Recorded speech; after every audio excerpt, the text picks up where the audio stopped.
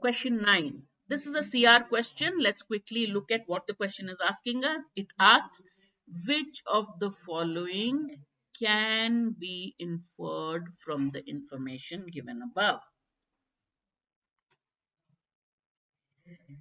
It is too early to tell whether the remarkable protests across China against the government's strict dynamic zero COVID policy are a milestone in the country's long history that will have lasting impact. It's too early to tell whether these remarkable protests against zero COVID policy are really a milestone in the long history, whether they're going to have a lasting impact.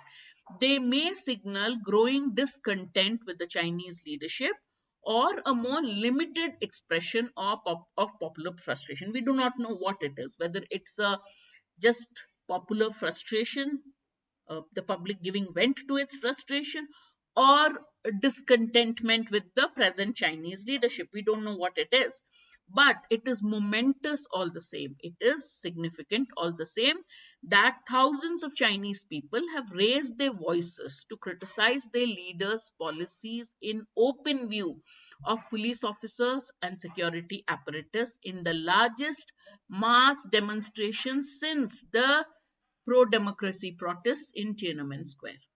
So China is seeing protests, the largest since the Tiananmen Square protests. It's too early to see whether they will be a milestone in the country's history, whether they'll have a long-lasting impact. Also, the author says that this may be a discontentment with the leadership, or it may be just some frustration, public frustration. But these demonstrations are huge.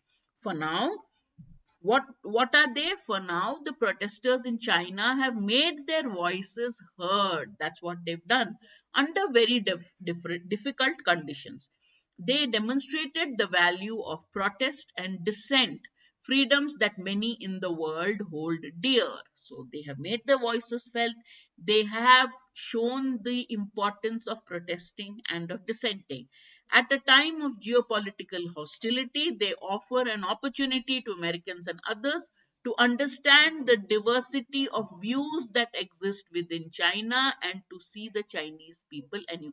They give us a glimpse of China, the diversity of opinion that exists in China. They give us a fresh perspective on the Chinese people, these protests. All right. So now what can be inferred? The Chinese people's protests against the government are unprecedented. He didn't call it unprecedented. He didn't say anything about the chances of success. Unlikely to success, he doesn't succeed, he doesn't say. The popular protests against the Chinese government are being viewed by the government as an attempt at secession. They want to break away. He didn't say anything about the response of the Chinese government. He just said there are security police officers and the security apparatus, but he didn't say anything about what the Chinese government has viewed these protests as. So B is out of scope of the passage. The present Chinese protest against the government is a case of history repeating itself in China. What history? He just said the scale of the protest is second only, the largest since the Tiananmen demonstration, but didn't say anything about history repeating itself. So C is off.